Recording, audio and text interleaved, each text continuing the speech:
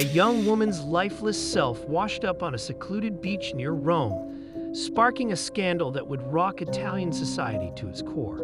What seemed like a tragic accident soon unraveled into a web of mystery, involving allegations of drug-fueled parties, political corruption, and cover-ups at the highest levels. As dawn broke on that fateful April morning in 1953, a laborer making his way along the shore stumbled upon a shocking discovery. There, partially submerged in the lapping waves, lay the body of a beautiful young woman, her clothes in disarray. Little did anyone know that this lonely stretch of sand would soon become ground zero for one of the most sensational and controversial cases in Italian history.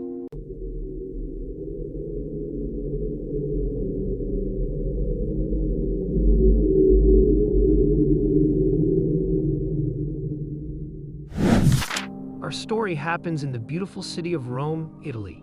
It's a place where old history and new mysteries mix together. Imagine the busy streets of Rome in the 1950s. People were riding around on cool Vespa scooters and drinking espresso at outdoor cafes. The city was having a cultural party, with the famous Cinecittà film studios making classic movies that everyone loved. But just a short drive from the fancy parts of Rome was a very different world. The coastline south of Rome had sleepy beach towns and quiet places, perfect for people who wanted to get away from the cameras or do things that no one else should know about. It was on one of these beaches near the quiet town of Torvajanica that our mystery started. This peaceful place, with its golden sand and calm waves, would soon be the center of a big news story that would shock the whole country. Now, let's turn our attention to the young woman at the heart of this tale. Her name was Wilma Montesi, and at just 21 years old, she seemed to have her whole life ahead of her. Born and raised in Rome, Wilma was described by those who knew her as a sweet and reserved girl with dreams of making it big in the movie business. Wilma lived with her family in a modest apartment on Via Tagliamento, going about her daily life like any other young Roman. She was engaged to be married to a policeman from out of town and spent her days preparing for their upcoming wedding. But beneath this picture-perfect surface, did Wilma harbor secret ambitions that would lead her down a dangerous path? As news of Wilma's unfortunate fate spread, reporters scrambled to piece together her final movements. It soon emerged that on the evening of April 9, 1953, Wilma had told her mother she was going for a walk. She left home without her ID or favorite jewelry, a detail that would later raise eyebrows among investigators. The last confirmed sighting of Wilma alive was around 5:30 p.m., when the building's caretaker saw her leaving home. After that, the trail went cold until her body was found on the beach 2 days later. As investigators dug deeper into Wilma's background, they uncovered some intriguing details about her life. Born on February 3, 1932, Wilma was the daughter of Rodolfo and Maria Montesi. She grew up in a typical middle-class Roman family with her sister Wanda by her side. Despite her reserved nature, Wilma harbored dreams of stardom. She had even managed to snag a tiny, uncredited role in a film called Prison just a year before her passing. This taste of the spotlight only fueled her desire to break into the glitzy world of Italian cinema. But Wilma's life wasn't all Hollywood dreams. She was also a practical young woman, busy preparing for her upcoming wedding to her fiancé, a policeman from Potenza. Friends described her as diligently working on her trousseau, excitedly planning for the Christmas nuptials. On April 9, Wilma's mother and sister decided to catch a movie, The Golden Coach by Jean Renoir. They invited Wilma along, but she declined, saying she wasn't a fan of the film's star, Anna Magnani. Instead, she mentioned she might go for a stroll. When her family returned home that evening, they were surprised to find Wilma absent. Even more puzzling, she had left behind her identification and the jewelry her fiancé had given her, items she usually wore when going out. It was as if she had vanished into thin air. The next piece of the puzzle came from witnesses who claimed to have spotted Wilma on a train from Rome to Ostia, a beach town about 20 kilometers from where her body was eventually found. One kiosk owner in Ostia even reported selling a postcard to a young woman resembling Wilma, who mentioned sending it to her boyfriend in Potenza.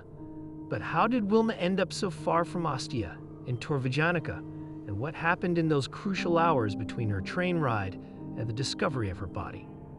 The initial investigations seemed to point to a tragic accident. When Wilma's body was examined, doctors proposed a rather unusual cause of death: syncope due to a foot bath. They suggested that Wilma had gone to the beach for an ice cream. Traces were found in her stomach, and to soothe her aching feet in the sea. According to this theory, she removed her shoes, socks, skirt, and garters, waded into the water, and then suddenly fainted and drowned. This explanation, however, left many scratching their heads. How did it account for the missing items? And why would Wilma, a young woman about to be married, take such risks alone on a secluded beach? As news of the case spread, the public's appetite for answers grew insatiable. Newspapers began questioning the official story, and soon whispers of a cover-up started to circulate. On May 4, a bold article in the Naples newspaper Roma dropped a bombshell, suggesting that powerful political figures might be involved in Wilma's demise. This shocking claim set off a media frenzy. Prestigious national papers like Corriere della Sera and Paese Sera joined the chorus of doubt. But it was a plucky reporter named Fabrizio Menghini from Rome's Il Messaggero who really sank his teeth into the story. The plot thickened when a communist magazine, V Nuove, published an article on May 24 that sent shockwaves through Italian society. It identified a mysterious figure known only as the Blonde, who had allegedly brought Wilma's missing garments to the police station, as none other than Piero Piccioni. Now, Piero wasn't just any old Joe. He was a well-known film composer and the boyfriend of famous actress Alida Valli. But more importantly, he was the son of Attilio Piccioni, the deputy prime minister and a big cheese in the Christian Democrat Party. You can imagine the uproar. This bombshell landed just before a major election. Suddenly, what seemed like a tragic accident had turned into a full-blown political scandal. Piero Piccioni, understandably miffed about being dragged into this mess, sued the journalist and the magazine's editor for defamation. The Italian Communist Party, which owned the magazine, quickly distanced itself from the story, accusing the journalist of sensationalism. Under intense pressure, the journalist eventually recanted his statements. He made a small charitable donation, and Piccioni dropped the charges. Crisis averted, or was it? Though the immediate political scandal had been dodged, the name Piccioni was now firmly linked to the case. Like a stubborn stain, it refused to fade away completely. As summer rolled around, the Montesi case slipped from the front pages, but beneath the surface, questions continued to simmer. The official explanation of a simple accident just didn't sit right with many people. Let's take a closer look at some of the confusing details that kept this case alive in the public imagination. 1. The missing items. Wilma's handbag, skirt, stockings, and garter belt were nowhere to be found. If she'd simply gone for a paddle, where did these items disappear to? 2. The distance conundrum. Wilma was last seen in Ostia, but her body was found in Tor Vianica, quite a trek away. The authorities claimed sea currents could explain this, but many remained skeptical. 3. The intact makeup. Despite supposedly drowning, Wilma's makeup was still perfectly in place and her nail polish unsmudged. It seemed odd for someone who'd been in the water. 4. The sand mystery. One doctor, Professor Pellegrini, noted sand in places that suggested Wilma might have experienced a physical attack. This contradicted the official no-violence stance. 5. The missing time.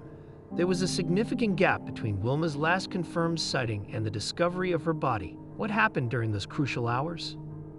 As these inconsistencies piled up, rumors began to swirl about wild parties attended by Rome's elite. Whispers of drug-fueled gatherings and inappropriate behavior involving powerful figures in politics and entertainment spread like wildfire. The case was like a juicy story full of secrets and scandals.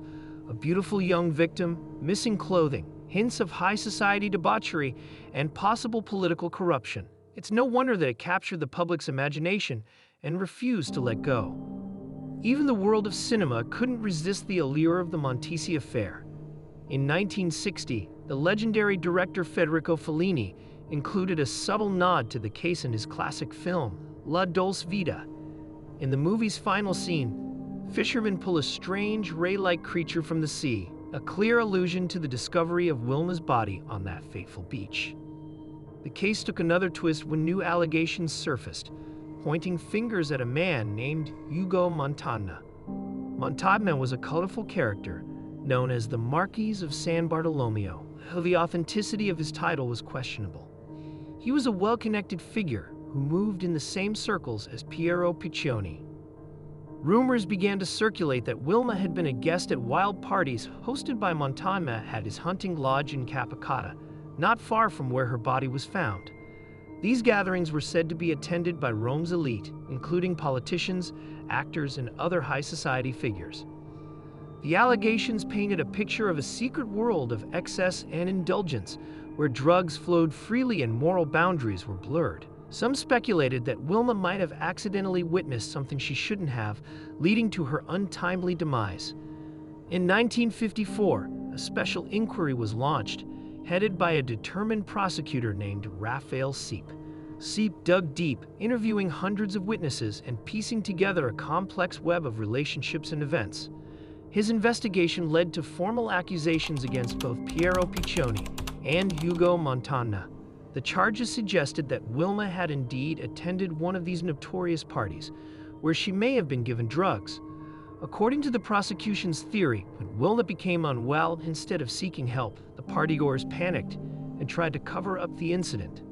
The trial that followed was a media sensation. It seemed all of Italy was glued to their radios and newspapers, following every twist and turn of the proceedings.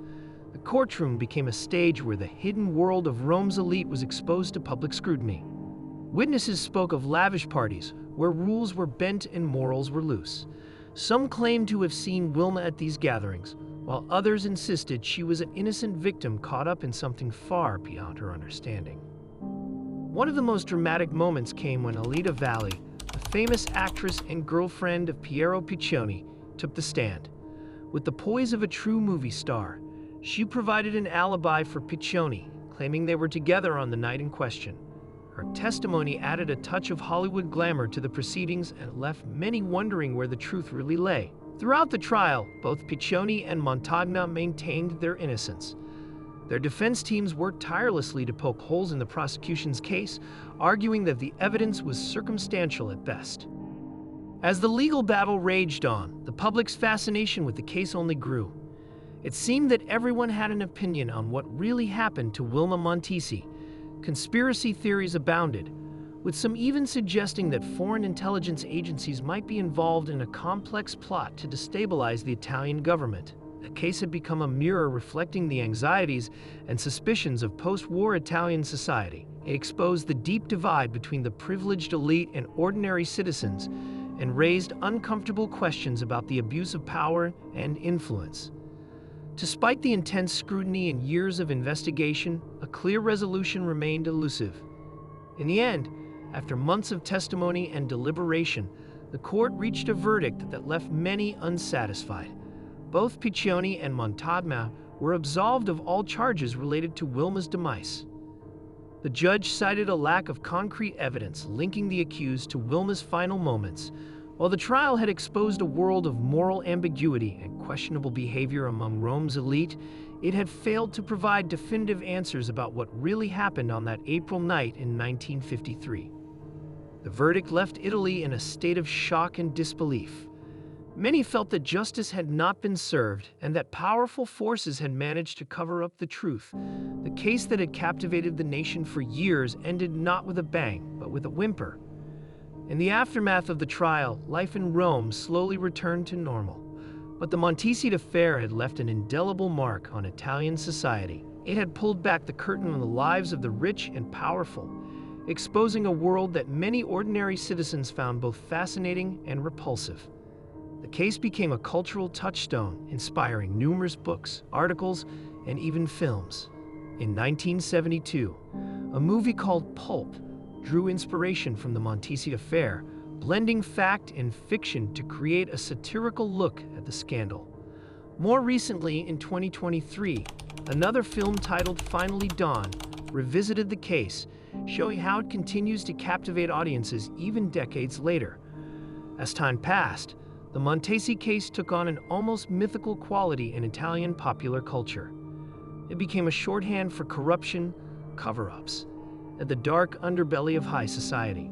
Whenever a new scandal broke involving powerful figures, comparisons to the Montesi affair were never far behind. For Wilma's family, however, the lack of closure was a constant source of pain. They had lost not only a beloved daughter and sister, but also their faith in the justice system. The unanswered questions about Wilma's final hours continued to haunt them. In the years that followed, various journalists and amateur sleuths attempted to crack the case, coming up with new theories and leads. Some claimed to have uncovered shocking new evidence, while others proposed elaborate conspiracy theories. But despite these efforts, the truth remained elusive.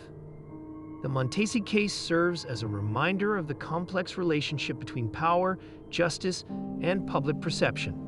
It shows how a single event can capture the imagination of an entire nation, exposing deeper societal issues and anxieties.